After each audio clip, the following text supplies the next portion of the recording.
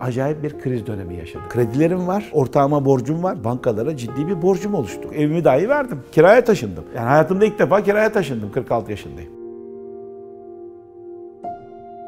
Yavaş yavaş elektrik sayacı üretmeye başladık. Akıllı elektrik sayacı. Biz o zaman bu kriz öncesinde pazarın %30'undaydık. Vallahi bir sene sonra pazarın %75'indeydik. 4 fabrika var. Yeter mi? Yetmez. Hayaller bitmiyor. Hayaller devam ediyor. Ben dedim ki ben bu elektrikli araç işine gireceğim.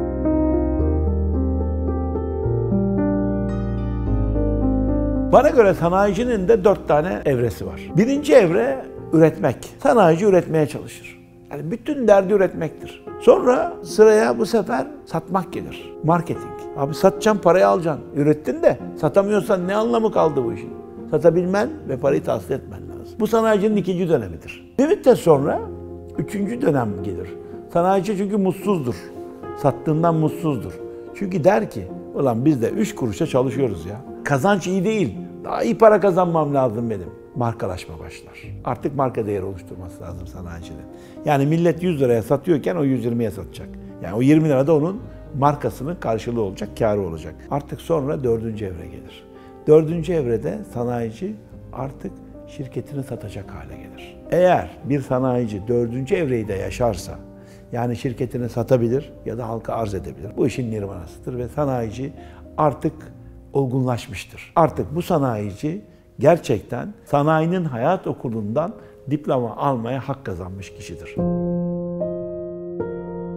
Karluna benim yarattığım marka. Karabağlı'nın karını kullanalım dedik kar olarak, aile ismimiz. Aynı zamanda C ile yazılırsa araba anlamına da geliyor. Dolayısıyla başına bir kar koyalım. Hem araba anlamı taşısın hem ailemizi andırsın gibi düşündüğümüz bir isim yarattık. Adım Mustafa Karabağlı, 1966 Ödemiş doğumluyum. Tire'deki hastanede doktor olmaması sebebiyle Ödemiş Hastanesi'nde doğduğum için doğum yerim Ödemiş. Ama tüm çocukluğum Tire'de geçti. 6 kişilik bir ailenin en küçük çocuğuyum, 4 kardeşiz. Babam demirci ustasıydı ve demir ticaretiyle de uğraşırdı. Babam sanayinin içinde olması sebebiyle ben çok küçük yaştan itibaren sanayide bir takım form değiştiren, işlenebilen demir, çelik ya da benzer kavramlara tanık olmaya başladım. Maddenin hal değiştirdiğini, demirin eritilip birbirine kaynatılabileceğini orada küçük yaşta görmüş, tanık olmuş bir aslında çocuktum. 6-7 yaşından itibaren para kazandığım olaylar oldu. Dönem dönem babamın atölyesine yardıma gittiğim için babam bize haftalık verirdi. O haftalık hani böyle emeğinin karşılığında aldığım bir şey ya. Dolayısıyla o bizi mutlu ederdi. Küçükken yapılan işler insanın gelecekteki yapacağı işlere hem referans oluşturuyor hem cesaret kazanmasına, kendini buna hazırlamasına vesile oluyor. Yani ben denedim, yaptım, başardım, başarabilirim. Lisede bir askeri okula gidiyorum. Aslında askeri okul hani disiplin ve biraz böyle kuralların olduğu bir yer diye hani düşünülür. Valla ben Kuleli'ye gittiğimde, liseye gittiğimde bizim evden sonra bana çok rahat geldi orası. Çünkü bizim evde sorumluluklar daha fazlaydı. Bizim evde daha fazla takip ediliyorduk. Sonra tabii ben mühendis olmak istiyorum. Yönetimin içinden geliyorum, sanayiden geliyorum. İşte ufak bir iki ticaret de yapmışım. O da tutmuş. Yani üretmişiz, satmışız, para kazanmışız. Dolayısıyla bende hep o sanayicilik ve üretimin getirdiği haz duygusu eksik kalıyor. Onu tatmin etmem lazım. Dolayısıyla ben dedim ki aileme ben dedim silahlı kuvvetlere devam etmek istemiyorum. Çünkü benim mühendislik duygum, işte üretim tarafım, sanayicilik duygum ağır basıyor. Ondan sonra ailem de tamam dediler. Yani biz buna da saygı duyuyoruz ama sen dediler o zaman Kuleli Askeri Lisesi'ni bitir, mezun ol. Ondan sonra dediler ayrılabilirsin. Üniversite sınavına gir, üniversiteyi kazan, ayrıl dediler. Kabul. Üniversite sınavına girdim. İyi de bir sınav geçirdim gayet iyi. İyi bir dereceyle de Orta Teknik Üniversitesi Elektronik Mühendisliği bölümünü kazandım. Ben öğrenci gibi üniversite yılları geçirdim. Bir özel şirkette Ar-Ge'sinde 1 ya da 1,5 sene kadar bir mühendis olarak çalıştım. Tabii kendi işimi kurma fikrim var. Herhangi bir elektronikle ilgili üretim yapabilecek bir iş arıyorum, bir ürün arıyorum. Fikrim çok ama sermayem yok. Varsa cebimizde işte 10 liralık çay parası var, ötesi yok yani. Bir dedim ki kendi kendime yapacağın en iyi iş bir büyük sanayi kuruluşuna yan sanayi olmak, yardım sanayi olmak. Koşullar beni o anda yan sanayi olmaya itti. Ve ondan sonra ben ayrıldım. 1991 yılında ilk iş yerimi kurdum ve elektronik devre üretmeye başladım. Ama bu elektronik devre ürüne özel elektronik devreler. İşte bir uzaktan kumanda televizyonunun onun besleme kartını üretmeye başladım. İşte bir elektronik tartının ölçüm devresini üretmeye başladım gibi. Ve bunların bir kısmının tasarımını da yaptım, üretimini yaptım. Derken 1992-93 yıllarında yolum Arçelik'le kesişti. Dolayısıyla ben Koç grubuna, Arçelik grubuna elektronik devre üretmeye başladım. Tasarım yapıyorum ve üretim yapıyorum şeklinde. Bir de ortağım var o zaman. Diğer yandan bir uzaktan kumanda üretimi işine girdim. Kendim bu sefer uzaktan kumanda üretmeye başladım. 2000'li yıllara doğru yaklaştık. Yavaş yavaş bir akıllı sayaç fikri piyasada yayılmaya başlandı. Biz buna biraz yöneldik, incelemeye başladık ve nitekim ilk sayaç tasarımımızı 2002'lerde yaptık. Bu arada Arçelik'le yan sanayi ilişkimiz devam ediyor. Biz bu sayaç ürününe yavaş yavaş adım atınca ben döndüm, dedim ki biz devam etmeyeceğiz. Biz artık kendi ürünümüze kanalize olmak istiyoruz. Biz yavaş yavaş elektrik sayacı üretmeye başladık, akıllı elektrik sayacı. Yine bir eksiğimiz var. Ya bizim pazarlama ağımız, bayi teşkilatımız ve network'ümüz yok. Dolayısıyla OEM olarak üretmeye başladık. Original Design Manufacturing. Yani know-how'ları bize ait olan, patenti bize ait olan, yazılım her şey bize ait olan ve ürettiğimiz ürün olarak ama marka bizim değil şeklinde üretime başladık. Artık dedik ki biz kendi markamızla bu pazara çıkalım. Luna markasıyla pazara yayılmaya başladık. Ama bu arada ortağımla da ilişkilerim kavgalı, dövüşlü değiliz ama biraz farklılıklar var. Oturup bir karar vermek zorundaydık. Sonunda bir rakamla anlaştık ve ben ortağımın %50 hissesini satın aldım. Ben neyim var neyim yok her şeyimi ortağıma verdim. Oturduğum evde dahil. Bir villada oturuyorum, o villayı da verdim. Fabrika binamız vardı, onun yarısını verdim. İşte başka gayrimenkullerim vardı, verdim. Bankadaki tüm paramı verdim. Üstüne de ciddi bir rakam borçlandım. 2013 yılının Mart ayının sonunda bir elektrik piyasası kanunu yayınlandı. Elektrik Piyasası Kanunu yayınlanınca bu kanunla beraber elektrik sayaçlarının mülkiyeti dağıtım şirketlerine bırakıldı. Onlara devredildi tamamen. Vatandaş hiçbir şekilde artık sayaçtan sorumlu olmayacak diye karar alındı ve vatandaş hiçbir şekilde sayaç satın almayacak dendi. Parasını da ödemeyecek dediler. Şimdi böyle olunca parayı kim ödeyecek? Tarifeden karşılanacak. Yani elektrik tarifesinden bir payla karşılanacak. Ama nasıl karşılanacak? Belli değil. Belli olmadığı için Nisan ayının başında bizim bütün işlerin tamamı durdu. Böyle bir acayip bir kriz dönemi yaşadık. Çok zor bir dönemdi. Çünkü borcum var, kredilerim var, ortağıma borcum var. Sonra ortağıma olan borcun bir kısmını kredi çekerek yine ödedim.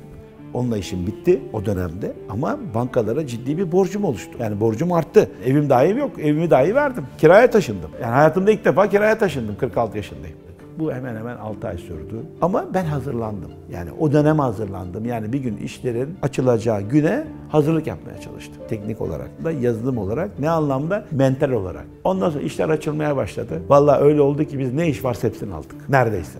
Biz o zaman bu kriz öncesinde pazarın %30'undaydık belki. Vallahi bir sene sonra pazarın %75'indeydik. Arzum ve isteğim bugün geldiğim yerden çok daha ötedeydi. Ama bunun kolay yakalanamayacağını ben biliyordum. Bu kolay olmayacak. Bunun farkındayım. Şu an bulunduğum yer bil şükür. Yani hakikaten çok ciddi bir yerde olduğumuzun farkındayım. Şükrediyorum. Daha fazlasını yapabilmiş olmam lazımdı. Onun peşinde koşuyorum. 4 fabrika var. Yeter mi? Yetmez. Burada bizim sayaç ve modem modellerimizin montaj hatları var. Burada 2 tane ayrı otomatik bandımız var. Birinde tek fazlı dediğimiz monofaze sayaçlar üretiliyor. Bir tanesinde de trifaze dediğimiz 3 fazlı sayaçlar üretiliyor. Bu döner istasyon sisteminde her istasyonda belirli bir iş meydana getirilerek bitmiş ürün haline gelecek şekilde ürünler paketleniyor. Mesela biten bir ürün şu anda son parametre yüklemeleri meydana getirildi. İşte arkadaşımız son bir göz kontrolünde yapıp ürünün pakete verilmesini sağlamış oluyor. Bunlar özellikle evlerimizde, sanayi birimlerinde kullanılan elektriği ölçen sayaçlar. Mesela bunlar şu anda yurt dışına üretilen bir model. Bu sayaçlar şu anda Afganistan'a gidiyor. Yani çeşitli ülkelerin de ürünlerini biz üretiyoruz bu arada. 40 civarında ülkeye değişik ürünlerimiz gidiyor. Artık modem, akıllı sayaç, akıllı sayacı destekleyen veri toplayıcılar, yazılımlar falan yapıyoruz. Ama bunun ülke çapında ciro büyüklüğünün bir karşılığı var. Bunun daha ötesi yok. Ve nitekim zaten biz sayaçta belirli bir şekilde pazar payının neredeyse %85'ine geldik. Türkiye pazarında %85-90'a yakın pazar payına sahibiz. Aslında bu dengesiz bir durum yani. Bu kadar bile olmaması lazım. Bu çok büyük bir rakam. Ona rağmen bu ciro bizi tatmin etmiyor. Uluslararası ihracat yapmaya çalışıyoruz. Orada belirli bir pazar payı elde ettik. Fakat sektörün kendisinin yarattığı bir ciro büyüklüğü var. Bu sizin sınırınız. Bu sınırı aşamazsın yani. Daha fazlası yok. O zaman ne yapacağız? Bunu biz başka iş kollarıyla destekleyecek şekilde ya da yeni ürün gamına bir takım pencereler açmak zorundayız. Ve ancak öyle büyütebiliriz bu ciroyu. Ve dedik ki uygun koşullar oluşursa elimizdeki şirketlerin bir kısmını satarız, iş kollarının bir kısmını satabiliriz vesaire. Ve bunun görüşmeleri başladı. İşte şu an ben Luna şirketini sattığım İsviçreli ortaklarımız veya iştirakçiler bizi tatmin edecek bir teklif ortaya koydular. 2022'nin başında şirketi %100'ünü, Luna'nın %100'ünü İsviçreli stratejik yatırımcıya sattım. Hayaller bitmiyor. Hayaller devam ediyor. Şimdi bizim bir de tabii elektrikli araç sevdamız var. Amerika'dan bir tane Tesla araç aldım. Amacım incelemekti. Yani biraz ne yapmışlar bu adamlar? Hangi bileşenler var içinde? O bileşenleri nasıl konfigür etmişler, yerleştirmişler, neler var falan. Ben dedim ki bu elektrikli araç işine gireceğim. 2022 yılının sonuna doğru, Kasım ayı gibiydi, 2 sene önce hemen hemen. İlk düğmeye basıp ben elektrikli araç üretmek üzere yola çıktım. Hafif ticari araç segmentine yöneldik ilk olarak. Bu konuda da biraz böyle inceledik, araştırdık, biraz pazarı irdeledik ve gördük ki hafif ticari araçta, tam elektrikli araç dediğimizde çok fazla üretici, çok fazla bir marka yok.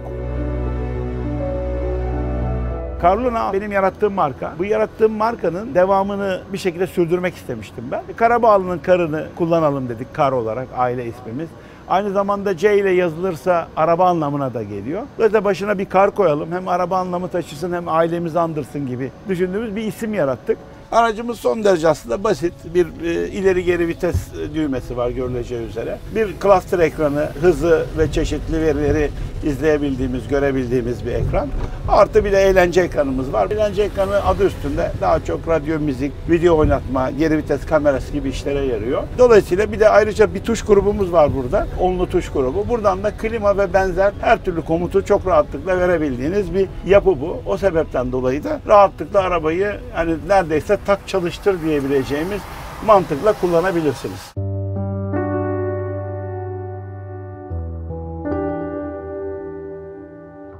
Biz bu elektrikli araç projesine hazırlanmak ve onunla ilgili Ar-Ge yapmak isteyince onu biraz daha böyle diğer işlerimizden ayrı bir yerde ve biraz da gözümüzün önünde olan bir Ar-Ge çalışmasıyla bütünleştirmek istedik. Bizim araç projemizde şu anda hemen hemen 50 civarında arkadaşımız görev yapıyor. 2 senedir de zaten projeyi geliştirmeye devam ediyoruz. Prototipleri onlarla birlikte geliştirdik. Ama bizim için tabii burada bu Ar-Ge merkezinin kritik noktası özellikle bana göre elektrikli araçların kalbini teşkil eden 3 unsur var. Yani bunlardan bir tanesi aracın yazılımı, bir tanesi aracın elektronik donanımı, bir tanesi de pil paketi. Zaten bu üçüne eğer teknolojik olarak vakıf olabiliyorsanız o zaman zaten elektrikli aracın çeşitli versiyonlarını yapabilecek hale geliyorsunuz. Hatta rahmetli Demirel'in dediği gibi hani motor yaparsan tank da yaparsın demişti. Aynen öyle. Eğer bu üç unsuru tam elektrikli araç için geliştirebildiyseniz vallahi uçak da yaparsınız, tank da yaparsınız. Öyle bir kavram bu. O yüzden biz burada böyle bir Ar-Ge merkezi oluşturmak istedik. Bununla beraber aynı zamanda da bir fon sahibiyiz desek çok yanlış olmaz. Çeşitli gayrimenkul yatırımlarımız, sanayi kollarında yatırımlarımız, yazılım şirketlerinde iştiraklerimiz var. Bazen derler, valla keşfedilecek bir şey mi kaldı? Her şey keşfedildi. Hiç de öyle değil yani. İnanın bana şu anda keşfedilenler ya da yapılanlar keşfedilmesi gerekenlerin belki %1'inin bile altında. Yani daha durun bakalım, daha yeni başladık. Oho neler neler. Bu işin %1'indeyiz, %1 bile değil belki. Yaptığınızı, fikrinizi, üretiminizi benimsetmek, insanlara anlatmak ve kabullenilmek kolay değil. Yoksa fikir var hep, bir şeyler yapılıyor ama onun gerçekten iş fikrine döndürülmesi, topluma ve insanlığa faydalı hale getirilmesi esas olan. Bunu eğer doğru anlatabilir, bunu yapabilirseniz zaten girişimcisiniz. Yani girişimci o demek. Girişimci nedir? Kimdir girişimci? Benim bir fikrim var. İşte uçan sandalye yaptım. Yaptın abi de yani neyle uçuracaksın bunu? Bunun bir faydası var mı? Topluma bir katkısı var mı? İnsanlığa bir etkisi var mı? Ve kabullenilecek mi bu? Eğer bunlar kabullenilir ve bu fikir gerçekten üretime geçip de hayatta kendine yer bulabilirse İşte o zaman bu iyi bir iş fikridir ve siz de girişimcisiniz. girişimci ruhu yılgınlığı içinde barındırmaz. Yılmamak lazım. Siz girişimciyseniz asla vazgeçmezsiniz. Yani evet, başarısızlık var bu işin içerisinde ama başarısız olan girişimci başka bir yerde tekrar dener. Tekrar dener. Yani çünkü o hep koklar zaten. Hep bir fırsat arar yani. Sistem odur. Muhakkak ki bir çare hep var ama ısrar etmek, sabırlı olmak ve çalışmak lazım. Dürüst olmak, samimi olmak, karşı tarafa güven vermek. İtibar kolay bir şey değil. İtibar dediğimiz kavram bence sizin yaşamınız boyunca şu ana kadar biriktirdiğiniz kaymaktır. Kaymak tabakası sizin itibarınızdır. Gerisi kalan her şey kaymağın altında kalan kısmıdır. Gençlere de tavsiyem odur. Muhakkak ki boşa geçirmesinler. Yani kahrolmak, işte üzülmek, işte moral bozukluğu, işte ne bileyim isteksizlik kesinlikle bunları herkes aklından çıkarsın. Muhakkak. Çünkü siz ısrar ediyorsanız, çaba gösteriyorsanız sağdan bulamazsan çıkış yolunu soldan bulacaksın. Soldan bulamazsan yukarıdan aşağıdan bir yerden gireceksin, çıkacaksın.